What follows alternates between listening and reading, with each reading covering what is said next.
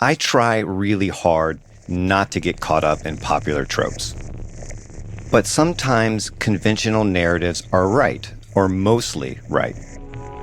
And dismissing them out of hand is just being contrarian for the sake of being contrarian. And that's stupid. One of the things you hear often these days is that America is becoming a more tribal and polarized country. And not just that, we're also becoming meaner and less fulfilled as individuals. The point about polarization seems obvious enough. I'm not sure anyone quibbles with that. But what does it mean to say that we're becoming meaner? And if it's true that we are, why is that happening? I'm Sean Illing, and this is The Gray Area.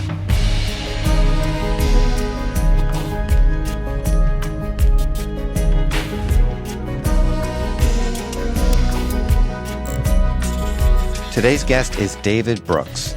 He's a longtime columnist for the New York Times and the author of many, many books, including the forthcoming How to Know a Person. He also writes for The Atlantic. And it's at The Atlantic where he published a recent essay titled How America Got Mean.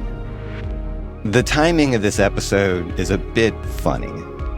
We taped just before Brooks went viral for a picture he posted of a burger, fries, and a hefty glass of bourbon he had at an airport for dinner. It was supposed to be a joke about inflation or something like that. And, well, let's just say it didn't land. The problem with the tweet, which I wrote so stupidly, was that it made it seem like I was oblivious to something that is blindingly obvious. That an upper middle class journalist having a bourbon at an airport is a lot different than a family living paycheck to paycheck. Brooks was absolutely hammered online for the post. To be honest, like most stuff on social media, I thought the whole thing was thoroughly dumb and unproductive. But it was interesting to see this play out on the heels of David's essay about meanness. While he definitely walked right into this one, the reaction of people to his post and his reaction to that reaction sort of embodies a lot of what we talked about in this conversation. David Brooks, welcome to The Gray Area. Great to be in the gray area. First time here. First time, long time. I am sort of fascinated by the turn you've taken in recent years, although it may not be that much of a turn after all. But whatever it is you're writing about these days, it always seems to come back to core humanist questions about what it means to be good, what it means to flourish, what we owe other people. And this is all very much in my philosophical wheelhouse, so I'm happy to see it. But was there a point for you where you decided that this is the direction you wanted to go intellectually and maybe even spiritually? Yeah, not consciously. People come up to me and said, I've really been following your journey. They always talk about my journey. And I guess, I say that I'm not an exceptional person, but I am a grower, that I do try to grow through life. And I think over many decades, I've been on a slow and fitful journey toward becoming a human being. And so if you had known me at 25, you would have thought he's a pleasant enough guy, but he's not exactly emotionally open. And so I had the journalist and the policy wonk's natural emotional avoidance. I always say Washington is the most emotionally avoidant place on the face of the earth. It's where those of us who don't want to talk about ourselves or our feelings go to talk about policy. And so I was doing that. And then, life has a tendency to tender you up a little. Being a father makes you a little more emotionally vulnerable. You go through moments of suffering. You go through moments of public humiliation. And you get a little deeper into yourself. And so I've been on an exploration into those depths. And because I'm me, I do it by writing books. So I wrote a book called The Social Animal about human emotion. I wrote a book called Road to Character about morality.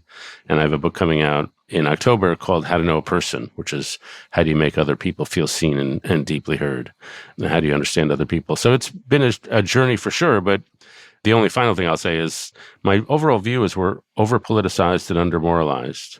We spend too much time analyzing political data and events and not enough time on how to become a better person, or my next book, how do you have a good conversation? How do you be a good listener? How do you ask for forgiveness? These are basic elemental humane skills, and somehow they don't get taught. Well, the essay we're going to talk about today fits pretty neatly into this wheelhouse because it is about how mean and sad Americans have become. Now, I have a ton of thoughts about this, but before we get to that, can you lay out what you wanted to say in this piece? What's the basic argument here? Yeah, well, it starts with two questions. The first is, why are we so sad? And everybody knows the statistics on depression and mental health problems and suicide. But there's a whole range of statistics saying we're just in the middle of some relational crisis. So the 54% of Americans say no one knows me well. The number of people who say they have no close friends has quadrupled. Now, a third of Americans are not in a romantic relationship. We spend a lot less time with our friends than we used to. If you ask high school seniors, are you persistently hopeless and despondent? 45% now say yes. So that's sadness. And then the sadness makes us mean. And so my second question is, why are we so mean? I was in a restaurant a couple months ago now, and the owner told me that he has to kick somebody out of the restaurant once a week for, abusive behavior. And that never used to happen. I have a friend who's a nurse at a hospital, and she says their main task is finding nurses. That people want to leave the profession because the patients have become so abusive. Used to be 2/3 of Americans gave to charity. Now it's less than half. So there's sadness and meanness everywhere. And so a lot of people have had different stories to tell about how this came to be. And one of them is the social media story. It's driving us all crazy. Another is the sociology story. We're not involved in civic groups. We're bowling alone. Another is the inequality story. We're so economically distant from each other. We're not good at knowing each other. But the story I tell is kind of a moral story. It's the most direct story. We don't treat each other well because we haven't taught young people for several generations how to be considerate to each other in the small circumstances of life, how to sit with somebody who's suffering from depression, how to disagree well. And so I focus on moral formation, and that we haven't morally formed each other in ways to make us kind to each other and in ways that make us see each other. And just I'll close with when I say moral formation, it sounds super pompous and pretentious, but I mean it in three simple ways. Moral formation is helping us find a way to restrain our natural selfishness. The second thing is moral formation is helping us find a goal in life, an ideal to pursue that gives us meaning and purpose. And then the third part of moral formation is giving us the skills, social skills, to know how to end a conversation with grace, know how to have a hard conversation across difference. And so teaching those basic elemental social skills that help us be decent to one another. And what do you think of as the primary mechanisms through which or by which we learn how to do those things? Are we talking about education here primarily? Not only, our founders had a pretty low view of human nature. They thought we're wonderfully made, but we're also pretty selfish and we're prone to lies, we're prone to cruelty. And so they concluded, if we're going to make a democracy out of these people, we better do some education, we better do some formation. And through most of the American history, we had a whole range of morally formative institutions. And some of them were religious, some of them were non-religious, some of them were conservative, some of them were progressive. But they were things like the Sunday school movement or the settlement house movement, or in schools, the purpose of schooling for most of American history was to improve character. And so there was moral education in the schools. There were even these corny things we would not want to go back to, like the courtesy club in school, the thrift club. Or there was universities, like one of my heroes is a woman named Frances Perkins, who was Secretary of Labor under FDR. And she went to Mount Holyoke. And Mount Holyoke College had the phrase, go where no one wants to go, do what no one wants to do. And they morally charged up these young women. So they went charging out into life, abroad or at home, sort of addressing poverty, serving as missionaries of one sort or another. And so across the range of American history, you had morally formative institutions of all shapes and sizes until about the end of World War II, and then they just went away. Why did they just go away? Well, one of the theories is that we got a lot more competitive in the meritocracy. So schools, which used to take character formation as their main goal, suddenly took getting you into Harvard as their main goal. They focused much more on careers. But their second was a cultural shift. The founders, as I mentioned, had this low view of human nature. We're basically kind of selfish. After World War II, a philosophy took over public culture, sometimes called positive psychology or the self-esteem movement, Carl Rogers. And they were a group of people who said, people are not basically selfish. People are basically good. It's the authorities, it's the institutions who are bad. And so your job to become a better person is not to morally educate yourself. Your job is to self-actualize, to get more in touch with you, and to become more self-involved, really. And if you think you're pretty perfect, you don't need a moral education. You came out of the womb just as good as you can be. And so there's no purpose in teaching it anymore. Just we let you do you. Before we get into the causes, potential causes, I don't want to gloss over some of these stats that you point out because they really are startling and alarming and depressing, quite frankly. I mean, the fact that since 1990, there's been a fourfold increase in people who say they don't have close friends. And this one, really, I almost don't believe it, but I'll accept it, certainly for the sake of this conversation. But the fact that half of all Americans say that no one knows them well. I don't know how that's even possible. How do we get to a place like that where half the country says no one knows them well? Yeah. And that involves like members of your immediate family. And if people who have had divorces have had the lonely feeling that the person who should know you best has no clue who you are. For my next book, I interviewed a guy named Dan McAdams, who's a psychologist at Northwestern. And he studies how people tell their life stories. And what he does is he asks people to come into his lab, and then he gives them a research feed for their time. And then he asks them questions about their life stories. What are your high points? What are your low points? What are your turning points? And at the end, it takes about 4 hours, and he says half the people cry when talking about some part of their lives. But then at the end, they're done, and he gives them the check for their time.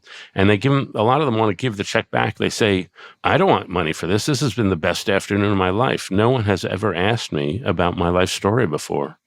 And I have certainly found that a lot of people just have never been asked. And a lot of people, frankly, I'll go to a party and I'll leave and I'll think, that whole time nobody asked me a question. I've come to believe that only about 30% of humans are questioners. The other people are nice. They tell funny stories. They're just not curious about other people. And so I think we've drifted into a world where we're always broadcasting, and social media is about how I'm broadcasting. But it's not about listening. It's not about taking the time to get to know another human story and making them feel seen, heard, and understood. I mean, I would say also the fact that a little less than half of high schoolers, at least in 2021, reported having persistent feelings of sadness or hopelessness. I'm sure the pandemic had a lot to do with that, but I also suspect the trend lines were already moving in that direction long before the pandemic, and maybe the pandemic just supercharged it. Yeah, I think in 2009, it was 26% who said their persistent feelings of sadness and hopelessness. And that was going straight up. The pandemic did make it worse, but it's been going up since 2009. And the statistics on teenage suicide, for example, that has really turbocharged since 2013. Suicide rates overall have really been rising since 2000. So this is a multi-decade thing. And it's just a great paradox of modern life that we are now 100 years into the age of therapy and psychology and Freud and all that. And yet we have more mental health problems than ever before. And so it's just, to me, this is the underlying problem that goes underneath a lot of our other political problems, that, people who are lonely, sad, hurting, and angry are not going to be great citizens. Sadness seems easy enough to measure. Depression, loneliness, suicide. But measuring meanness seems a little more complicated. How do you measure it? What are the manifestations of meanness in your mind? I tried to do that as best I could. You look at the murder rates, you look at hate crimes, you look at gun sales. I would say distrust is maybe the closest proxy. And to me, the most important statistic we have about the health of our society morally is distrust statistics. So Americans lost a sense of trust in their institutions in the 60s and 70s, Vietnam, Watergate, inflation, all that kind of thing. They've lost trust in each other, what they call interpersonal distrust, mostly in the last 40 years. And so why are we distrustful? Well, Robert Putnam at Harvard, to me, gives the simplest, clearest answers. We're distrustful because the people around us have been untrustworthy. It's not about our perception, it's about reality. And I used to tell this to my students where I used to teach about their distrust. And one young woman said to me, have you seen our social lives? Like, if you're getting ghosted all the time or you're getting mistreated, then you're going to be pretty distrustful. And that psychology of distrust is just a very punishing psychology because you feel you armor yourself up because you perceive threat everywhere. You lash out because you think if I'm not lashing out, then they're going to get me. One of the things loneliness does is it distorts the way you see reality. You come to fear the thing you desire most, which is relationship. And so it's really has a warping your perceptions. So it's hard to quantify these things, but I guess I'd ask you, if you think we're in a non-mean society, have you looked at our politics recently? It's pretty mean. Yeah, we may have a few disagreements here, but that is not among them. I say that, and then at the same time, I didn't peruse the Twitter hellscape to see the responses to your piece, but I'm sure more than a few raise what I think is, at least on the surface, a fair question. And that question is, are people really meaner than they were 20 or 30 or 40 or 50 or 70 years ago? Do we really know that? Because I know some of the things you point to in the piece, like how people were more formal and people dressed proper and they performed social conventions more reliably. Those sorts of things are, for me, less about kindness and more about obedience to customs. But I'm not so sure it tells us all that much more than that. A group of white people standing around a black man hanging from a tree in 1946, right, may have had more sport coats and ties on, but they were still morally depraved and mean, And I realize that's a loaded example, and I don't mean it that way. I'm just trying to raise a point about how tempting it is for all of us to romanticize the past. Yeah. So I guess I'd say two things. Well, I'd say a few things. Well, first, I emphasize in the piece, I would take pleasure in emphasizing here, I don't want to go back to the past. The past allowed and celebrated all sorts of hierarchies we find offensive, like whites are more important than blacks, men are over women, straights over gays, Christians over Jews. Like, I wouldn't never want to go back there to that. And the second thing, I would never want to go back to the character-forming models they had 100 years ago. Teddy Roosevelt, men got to be men and women have to hide so they can preserve their purity. I would never want to go back to those things. But on the other hand, it's a mistake to think we have nothing to learn from the past. I think I am, along with a zillion other people, pointing to a genuine problem in our society that we have all these books, like one of the best-selling books of our era. It's this book by Bessel van der Kolk, The Body Keeps the Score, about trauma. Why is a book about trauma such a gigantic multi-million-dollar seller? Because a lot of people feel traumatized and they're trying to figure out what to do about it. And so that, to me, are objective realities that are part of our world.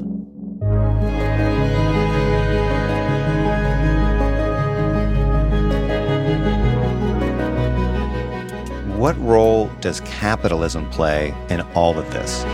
That's coming up after a quick break.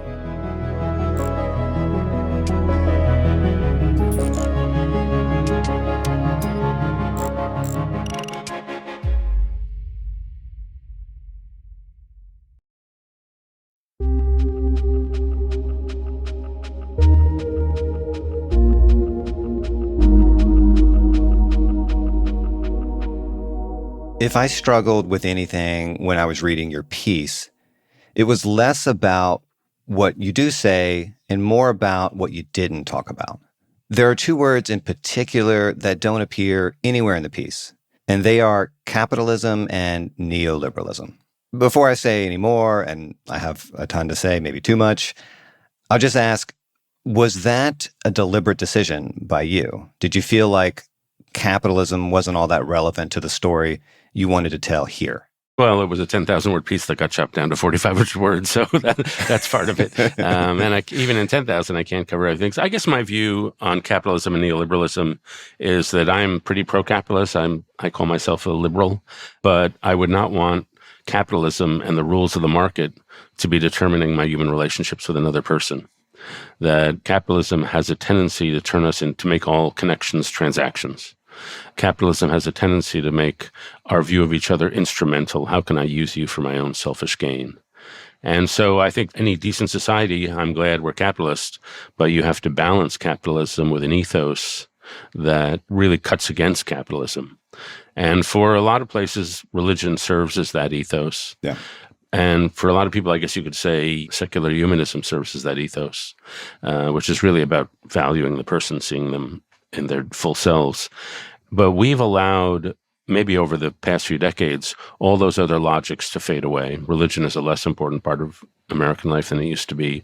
I would say the humanities and humanism is a less important part. People aren't majoring in English and history and literature the way they did. And so everything has become way more instrumental. And the logic of the market has come to dominate. And so I wrote a book a couple of years ago called The Road to Character, where I drew on this Rabbi Joseph Soloveitchik, who said there are two sides to our nature, which he called the majestic side, which is the side of us that wants to build and create and start a company. And then there's the humble side, the side of us that wants to relate to each other, to sink and have a deep and purposeful life. And I symbolize those two things by saying there are two sets of virtues: the resume virtues, the thing that make you good at your job, and the eulogy virtues, the thing they say about you after you're dead, whether you're honest, courageous, capable of great love. And in my view, our culture has vastly overemphasized the resume and vastly underestimated the eulogy virtues. And to me, that's not an accident. To me, it's a very predictable consequence, So to my mind, it's very hard to talk about alienation and meanness and despair in this country without telling this more materialist story about how capitalism and the neoliberal revolution, which incidentally started about 40, 50 years ago, how that's transformed our society. So much has been privatized. So much of public life has been swallowed up, as you were saying, by market logic. The vehicles of social solidarity and democratic engagement, like unions or other civic associations, those things have been systematically undermined, and communities are as atomized as they've ever been. These transformations, to me, have much more to do with our happiness and well-being than anything else. Do you think I'm overemphasizing the causal role there? Yeah, I guess I'd say a couple things. A, I agree, but you look around the world, we have a lot of free market countries that do not suffer the way we suffer from these things. I think that's one thing. I guess the story I would tell is, I would phrase it as individualism. We've always been a pretty capitalistic country, but if you go back to a certain period, there was a greater sense of collectivity. And so I'm thinking now of Robert Putnam's work, that he has a book called The Upswing.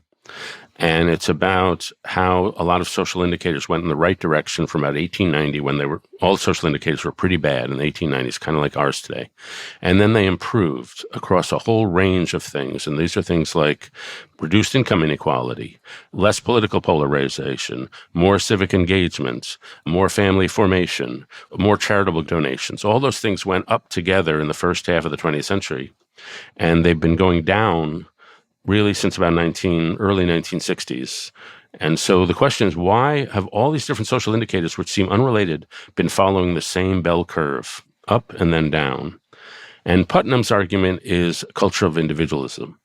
And so he calls his curve the me, we, me.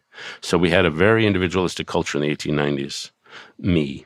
We had a more collectivist and cooperative culture because of the world wars, because of the Depression, we. And since then, we've had an individualistic culture, and that has taken two forms. One, the form you mentioned, which is capitalist Darwinism. But the second is lifestyle individualism. I get to control my own life. I get to do whatever I want. It's not yours to judge. And I'm glad we went through this more individualistic phase, but we've overshot the mark. And we're too cut off one from another. And I think it's that isolation, which manifests both in economic form, but also in social form, that I think reduces the connections between people. Yeah, again, I don't think living in a free market society is incompatible with happiness. It's a particular road we've gone down. When you have people like Margaret Thatcher and Ronald Reagan basically declaring society a pernicious illusion and want to build a world that reduces us to isolated individuals competing for money and status. What could go wrong, right? I say all the time, capitalism is a morality too. It's the morality of consumerism, where you're defined by what you own, by the status it affords you. And yeah, I don't think that turns us into wise, compassionate people. I think it turns us into the worst versions of ourselves. Yeah, I would. I guess we do disagree on that. I guess, to me, capitalism, I have two heroes. One is this conservative philosopher, Edmund Burke. The other is Alexander Hamilton, who's a Puerto Rican hip-hop star from the Heights. Alexander Hamilton believed in capitalism because he thought people were at their best when they were energetic, when they were striving, when they were really chasing after somebody with all their fervor. And so, he then led to the Whig movement in the early 19th century, which led to Abraham Lincoln. And so I appreciate capitalism for the way it arouses energy and creates a dynamic society. But as I said, you always have to counterbalance it with another morality. And if it's not going to be religion, it's got to be something. And so I think the realistic one for us is what I call humanism, which is putting human relationship and curiosity about other humans at the center of your life. I guess it comes down to what the constraints are and what's possible and how to govern that, how to control that. I mean, there's another stat you bring up in the piece about how, I think in 1967, something like 85% of students in college said that they were strongly motivated to develop a meaningful philosophy of life. And then, like 80-something% of students say wealth and money is their primary aim. My response to that when I hear it is, well, yeah, of course. I mean, you drop people into a society that demands we optimize our life for success in the market. And then it's hard to turn around and reproach them when they become reflections of the moral nihilism of the market. You know what I mean? Yeah, I guess that we can all point to people who are plenty embedded in capitalism but have rebelled against it and who we find amazingly admirable people.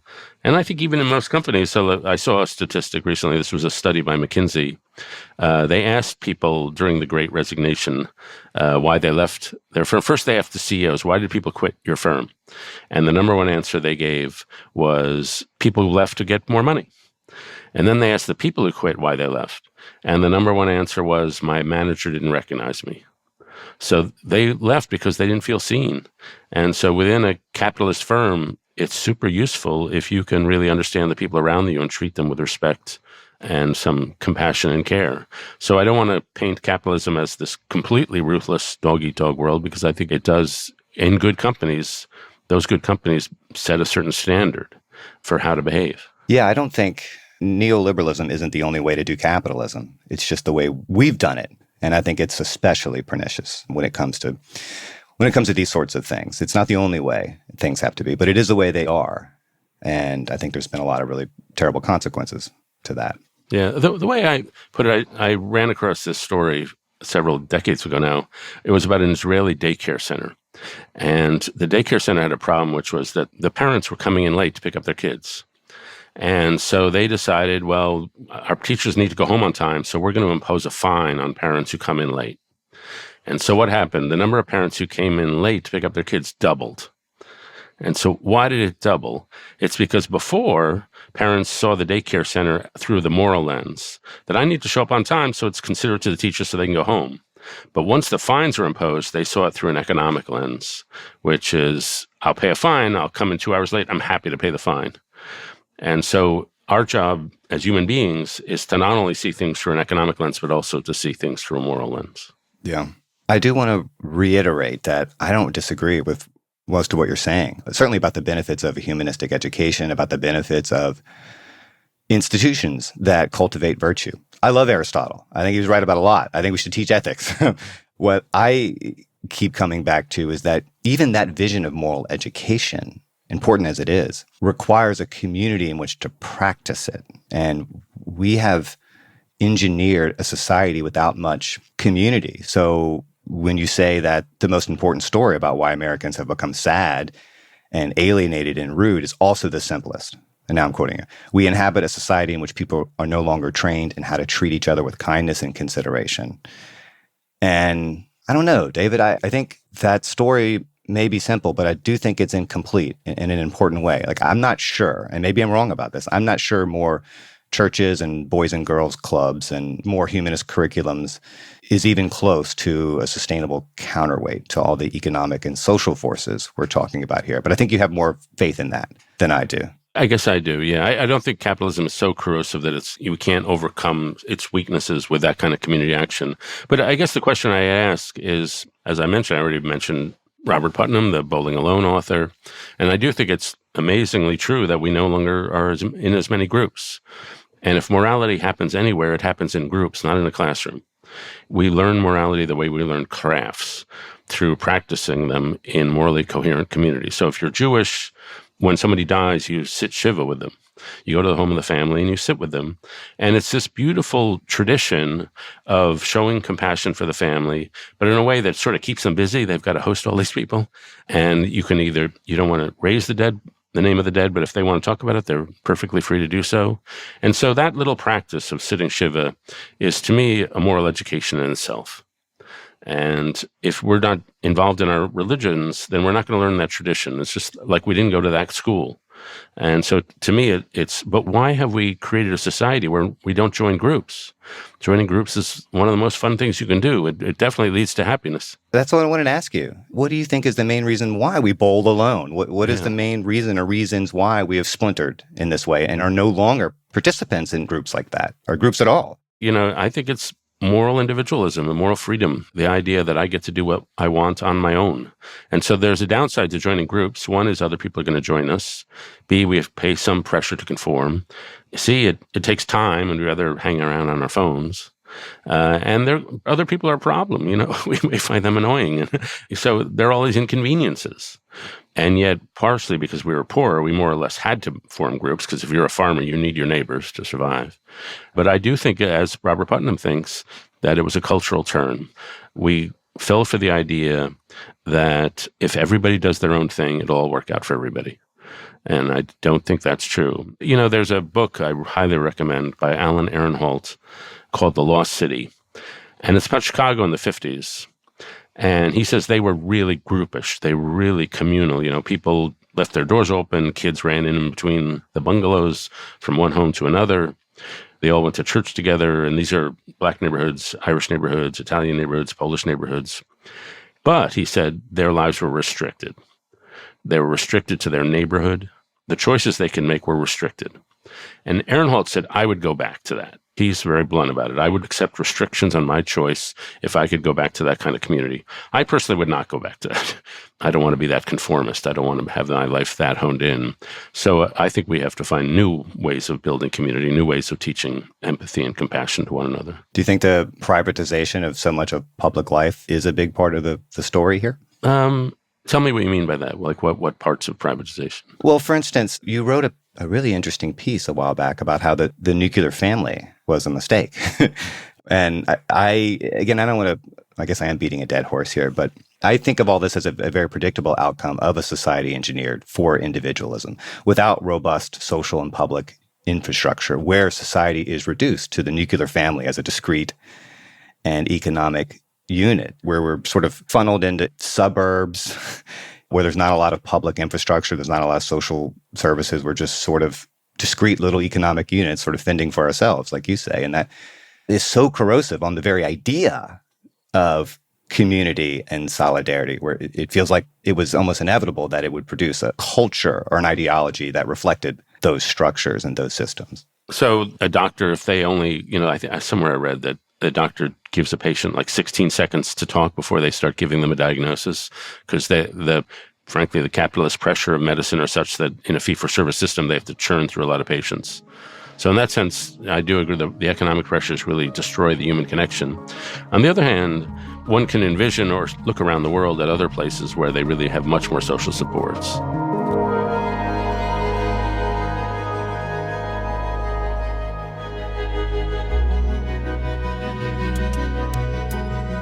Coming up after the break, David and I discuss how social media is amplifying the sense of disconnection a lot of us feel today.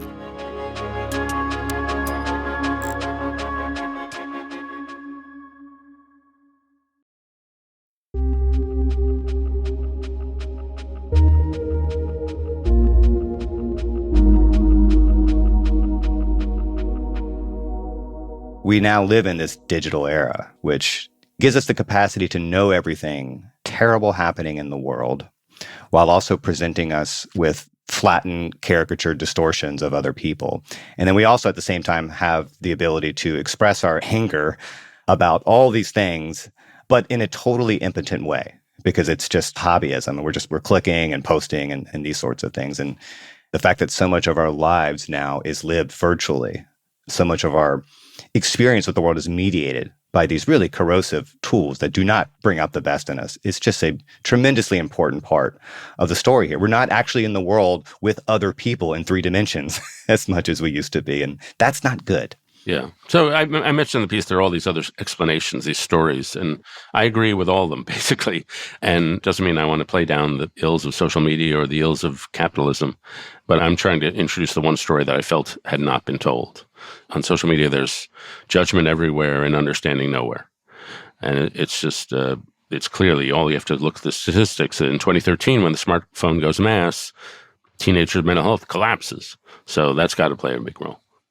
You said something in the piece that feels relevant here, and I think it's sort of related to what I think we might miss when we overlook some of the brokenness I'm talking about. You write that after decades without much in the way of moral formation, America became a place where more than 74 million people looked at Donald Trump's morality and saw presidential timber.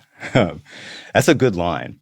I don't think most of the people who voted for Trump looked at his morality and thought it was presidential timber. I think they looked at Trump and saw an entertaining avatar. I think they saw someone who was hated by the people they hate.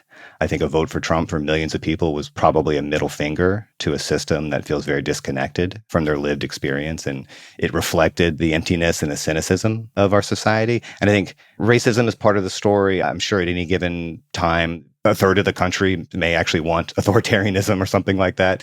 There are all kinds of factors. The world is complicated. But I really think the country had to be broken and stripped down in the ways that it has in order for someone like Trump to emerge. And the story of that breakdown is about a lot more than the collapse of moral education. Right. I mean, all complex social phenomena are about a lot of different stories wrapped into one. Yeah.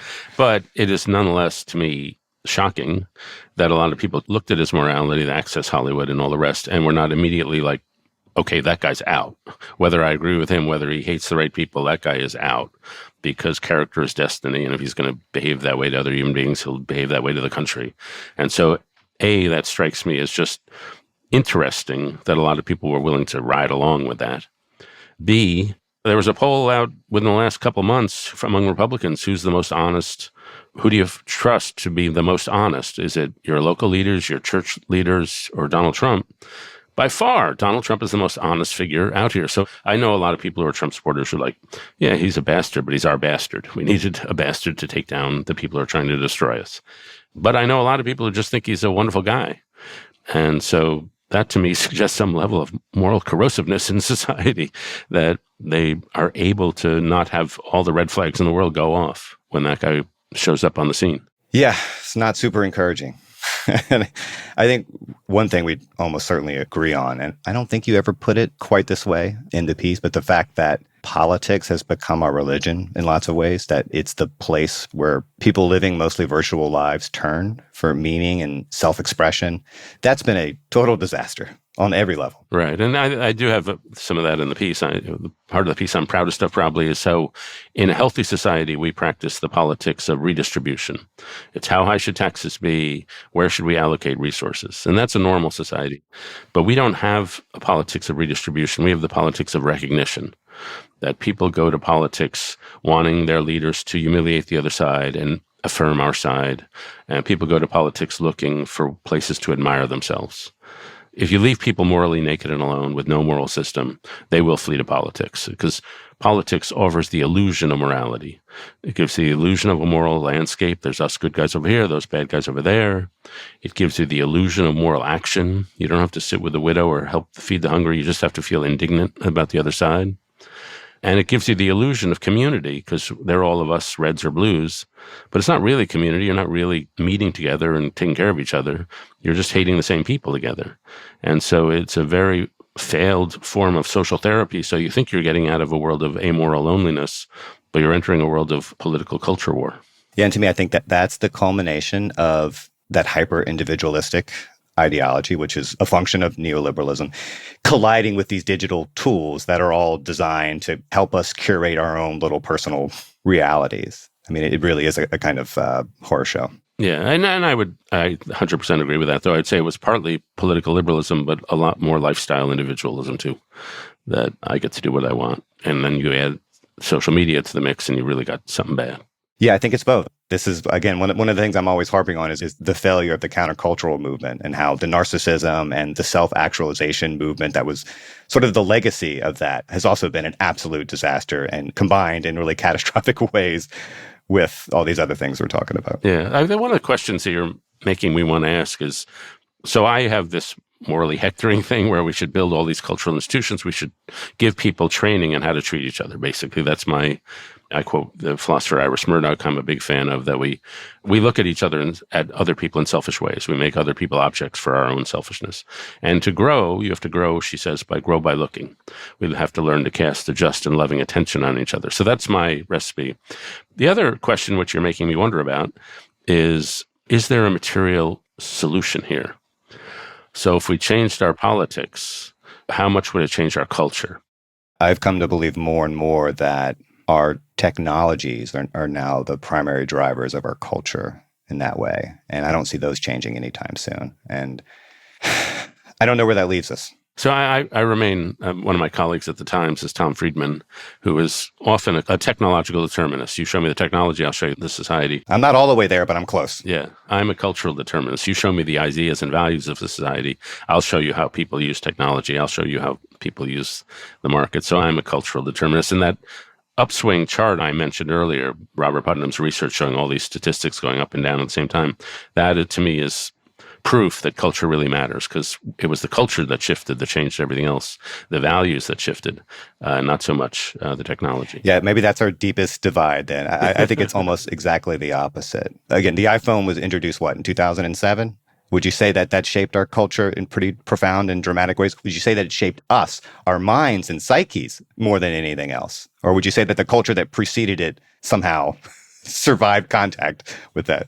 So here's a perfect example. So the iPhone is everywhere, but the depression and suicide rates are not in Denmark. They're not in Kenya.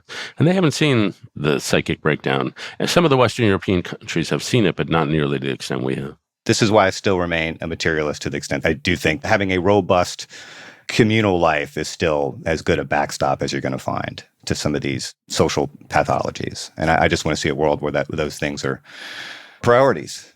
We spent a bunch of time on the social conditions, but I do at least want to pivot just for a minute towards the end here and get a little personal, if you don't mind. And I want to do that in part because you do this in your really terrific new book, which I had a chance to read, How to Know a Person, which I don't think is out yet. It comes out October 24th. It's really interesting. And a big implication in kind of what you're saying there and what you say in this piece is that moral education is both good for us for its own sake, but also good because it changes us, because it makes us better human beings in our actual lives. You've made a career out of your own moral education.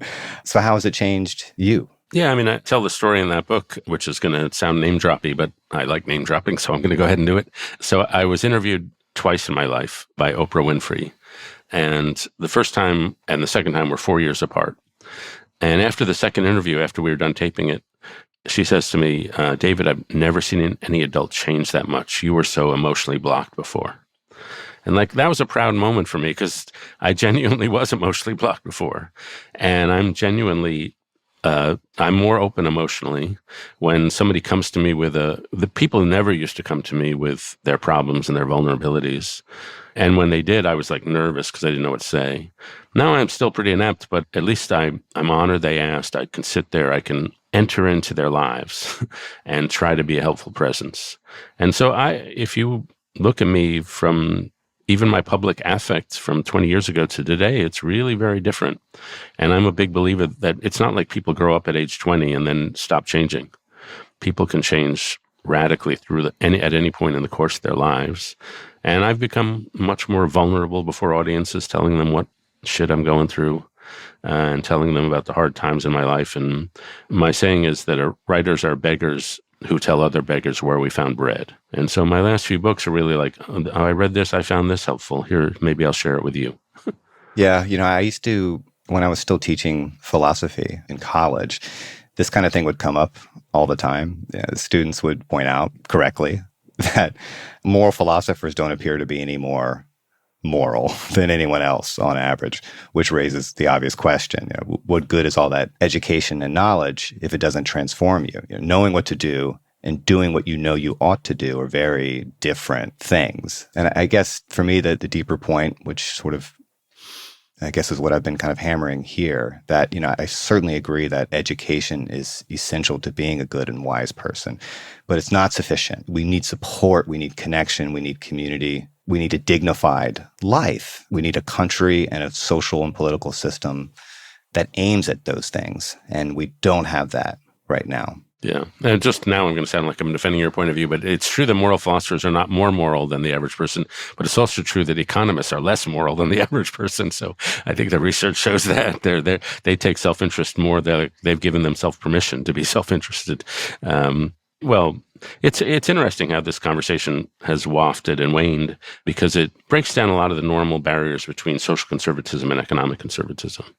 And normally the people who focusing on, well, there's a left and right version of communitarianism. And I think I agree with both those versions. And so sounds like you do too, that there is like a Michael Sandel version of communitarianism, that a lot of these institutions are undermining the community we actually need. Yeah, I think I do find a lot of wisdom in both of those traditions. What are the sorts of morally formative institutions that you want to see that work in this 21st century? Apart from a more humanistic curriculum, what other organizations or institutions are we talking about? And where does the support and the social capital needed to sustain them come from in such a fragmented and polarized country? Well, one, I think we can teach these social skills I've been talking about. You can teach them in elementary school. Like, how do you sit with someone who's got depression? How do you offer forgiveness? How do you break up with someone without destroying their heart? Those are skills, and we can teach those skills. Second, you were a philosophy professor. I believe in your professions. I think, I was at Valparaiso University in Indiana not long ago, and they have a great books course, which a lot of the freshmen take. But they take the course, discuss Aristotle, Plato, big ideas. Then they have to put on a musical production about one of the ideas they're studying. And so they're not only studying it, they're working as a community to try to put on the show. And to me, that's not only ideas, it's the kind of community where you learn to sacrifice, to take a step back, to serve others. So I do think there are courses around the country in basically how to lead a better life. And these courses were looked at unprofessionally because they don't follow an academic discipline. But there's one at Harvard, there's one at Notre Dame. I used to teach one on how to make commitments in life and how to live up to your commitments. And I think these kind of courses should be required in colleges. They should be the center of the education, how to lead a better life, not just how to get a job at McKinsey. And then I think institutions should see themselves as morally formative institutions. So I mentioned Jim Lehrer. He saw his job as leader of our program to make us better version of ourselves. And so I think that needs to be done. And then, of course, I'm for anything that will encourage local communities to be formed. And my theory of cultural change is that a culture changes when a small group of people find a better way to live and the rest of us copy. And so in the 1950s and 60s, the beatniks and the hippies found a way to live, and a lot of people found that super attractive, and they copied it. About 2,000 years before, the early church, Christians found what many people found a better way to live, and a lot of people copied that.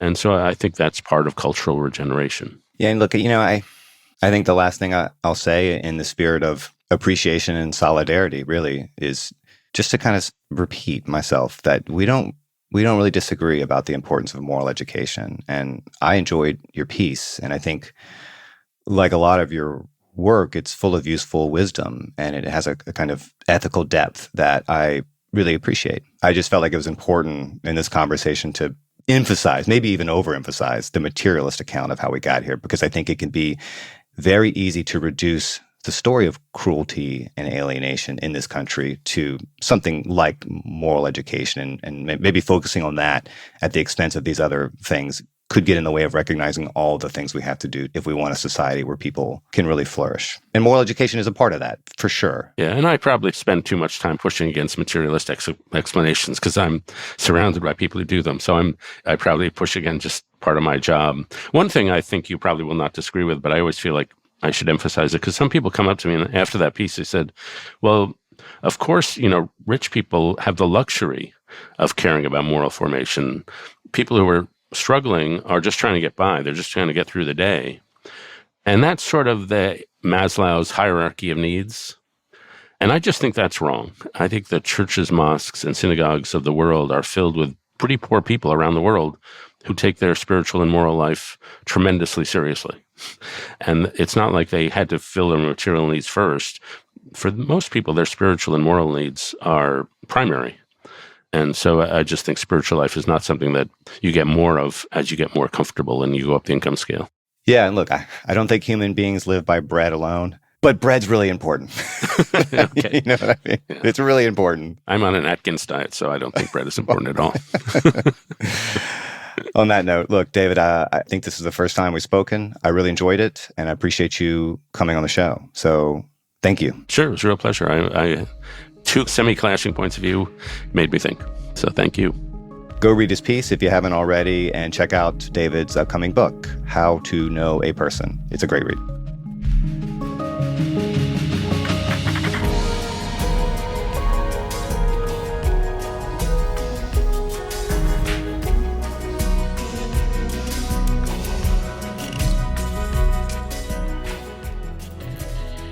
Patrick Boyd engineered this episode. Alex Overington wrote our theme music. Serena Solin is our fact checker, and A.M. Hall is the boss. As always, let us know what you think of this episode. Drop us a line at thegrayarea@vox.com. And please share it with your friends on all the socials. The Gray Area is a part of Vox, which doesn't have a paywall. Help us keep Vox free by going to vox.com/give.